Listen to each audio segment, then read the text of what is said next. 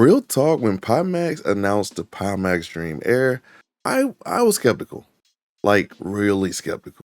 Pimax making a small, lightweight pancake VR headset, especially after years of making some of the biggest, most gigantic VR headsets around. Yeah, all right. But then they surprised me and actually sent me one. And honestly, I've been using it for a month now, nonstop. And you guys, we need to talk because Pimax might have actually cooked with this one. I'm not gonna lie. I'm MartydudeVR, and real quick before we dive in, just a heads up, Pimax did send me this headset, like I said, to review. And there is affiliate links in the description and pinned to the comments. If you end up grabbing one, use my links as it supports the channel. It helps me bring more unbiased reviews to you guys. But you guys already know how I do it. I'm not gonna sugarcoat anything. We're gonna get into the visuals, the comfort, and weird design issues, and whether this thing is actually worth $2,000 of your hard-earned cash.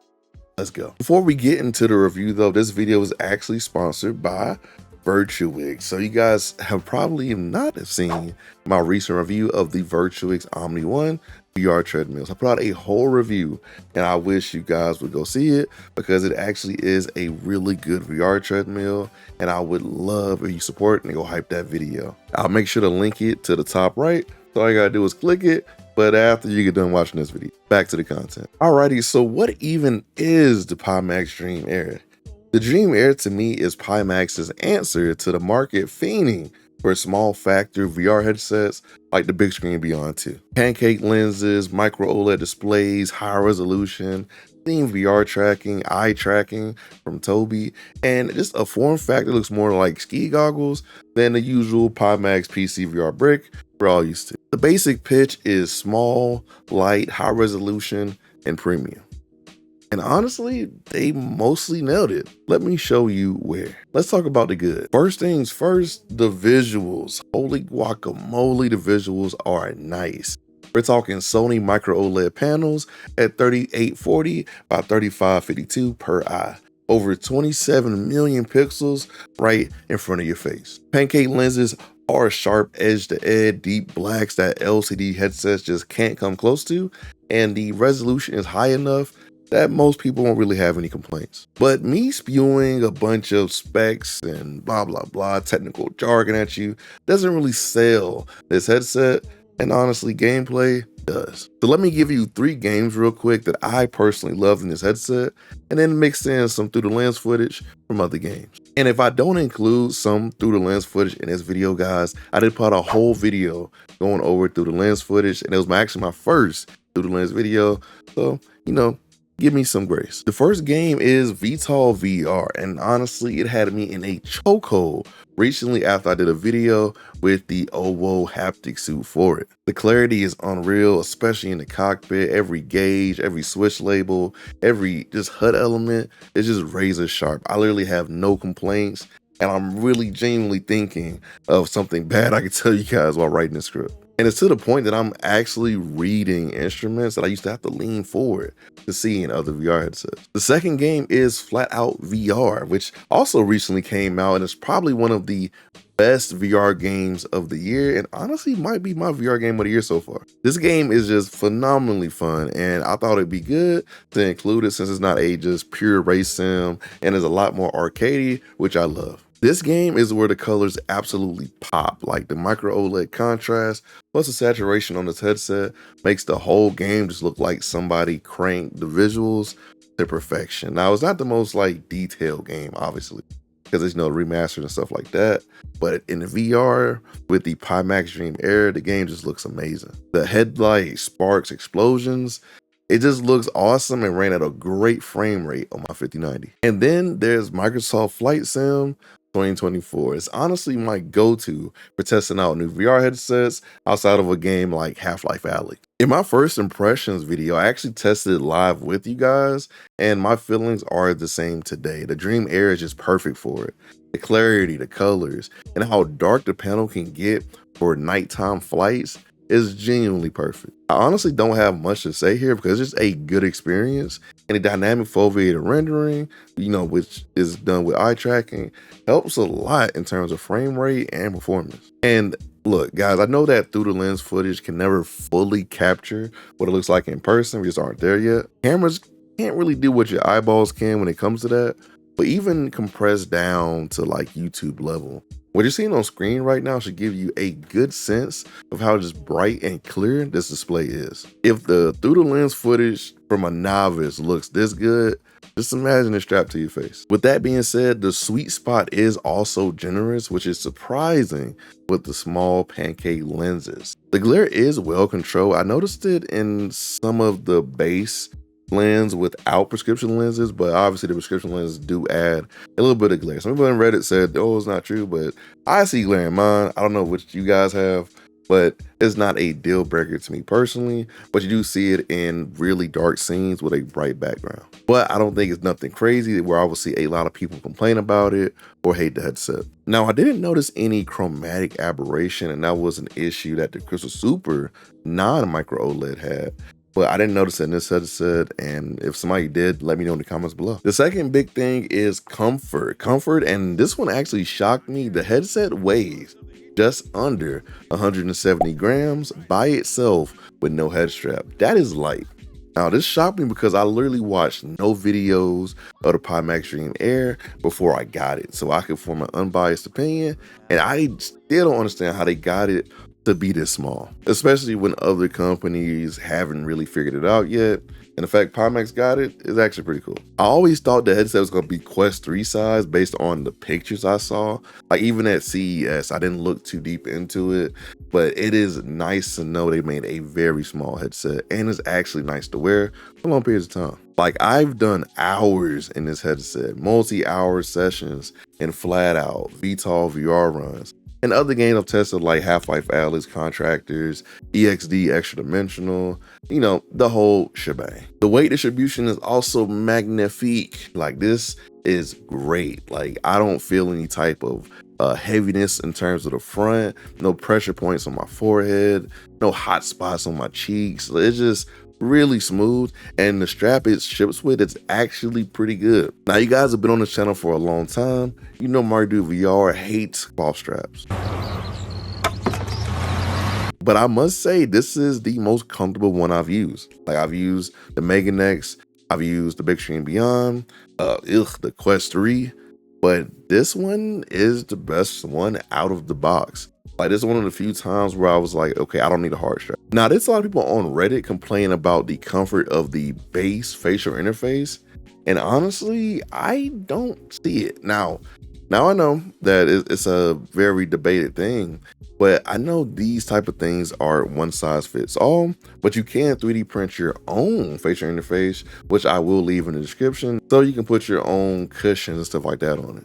Or you can go on people at Studio Form. The Studio Form interface and gasket literally switches out so easy with the stock one, and does let you get closer to the lenses, which is really great. And I mean close to the point where the view gets kind of like rectangular instead of the usual binocular like that we're used to in VR. I gotta give it to Studio Form. They've saved a few of my Pimax headsets, and shout out them. The Pimax Dream Air is definitely the most comfortable Pimax headset I've used out of the box for me. Like I barely have done anything to this thing, and honestly I didn't even need the Studio Form stuff. And the third good thing is that this headset is tiny. Now comparing it to the Pimax Crystal Super, since they have the same displays and lenses, I kind of like putting this one on more because it doesn't take up so much of my desk, and it just slips on mad easy. Now this is kind of a rehash from earlier when we talked about comfort, but I feel like I needed to kind of emphasize how small this headset is, even when comparing it to the Bigscreen Beyond 2, which I will do a full video comparing the two headsets.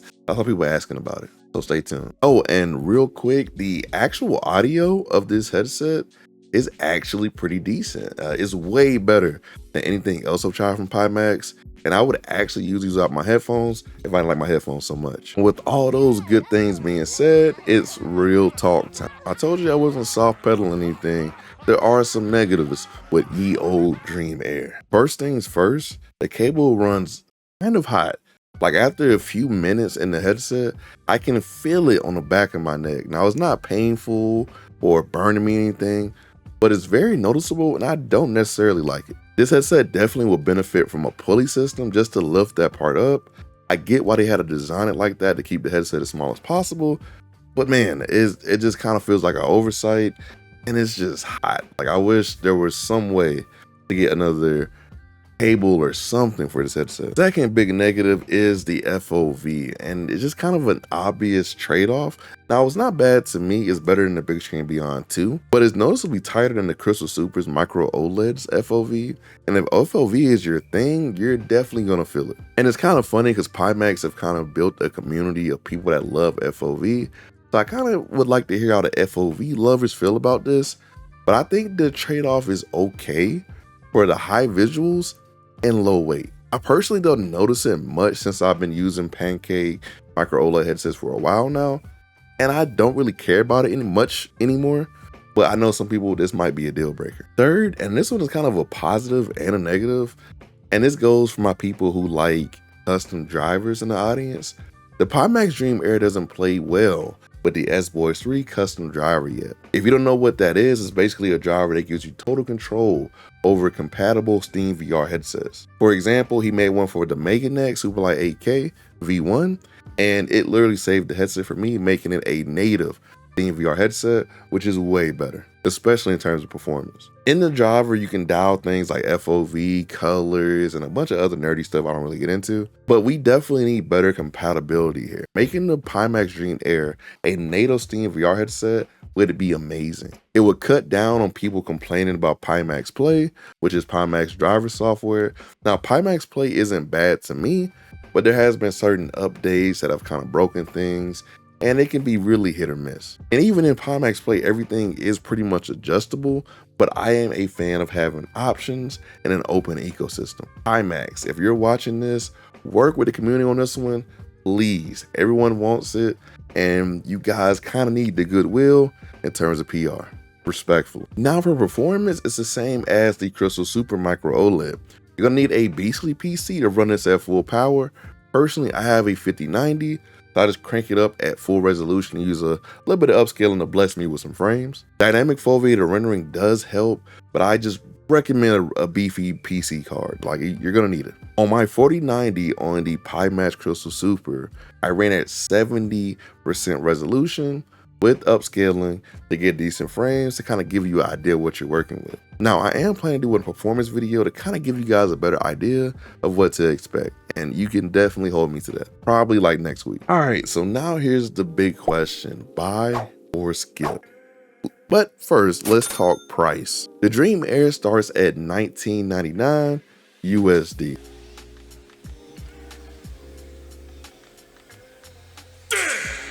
So we're talking premium PCVR territory, same tier as the Pimax Crystal Super. And that's talking without the slam track, and this is all Lighthouse track. So is it worth it? I would say buy this if you want the most comfortable wired, high resolution, premium PCVR headset on the market. If you do long sessions and you got a beefy PC to kind of push it, and you want a headset that you will actually grab off the shelf instead of looking at after a month, I would just recommend getting the Pimax Dream Air. I personally love this thing so far.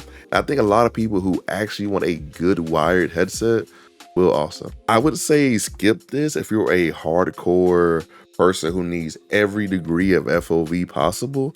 Then I would just say go Crystal Super, get the ultra wide module or anything like that, and you'll be happy with the extra FOV. Or if the absolute minimum size is your #1 priority, then the Bigscreen Beyond 2 obviously wins in that end, but it does have lower resolution. Or if you just don't have a PC to run the Dream Air at the 1.0 resolution, then I would say maybe get the Dream Air SE, and that's probably a better option for you. And there should be an announcement on that pretty soon. But your boy though, it's in my regular rotation, and that's honestly the biggest compliment I can give this headset as a person who got like 13 VR headsets sitting on my desk and in my closet. And I keep reaching for this one. That means a lot to me. And honestly, this is the headset that I've been waiting on. All right, guys, affiliate link is in the description if you want to grab one. Drop your question in the comments. I read every single one. I get to as many as I can. Your boy been busy. If this review helped you out, smash that like button, subscribe. Please hype the video, guys. It's very important in terms of algorithm. and your boy needs it. We're pushing very hard towards 20K, and every one of you guys' support matters. Come vibe with us in the Discord, link in the description. If you want more VR reviews, my Crystal Super Beyond 2 and Omni 1 VR trailer reviews are already up. Go check those out. I am planning on doing comparison videos of the Dream Air to other headsets in the price range, so definitely stay tuned. Till next time, it's your boy MartydudeVR, and remember, just a dude with a VR headset. Peace.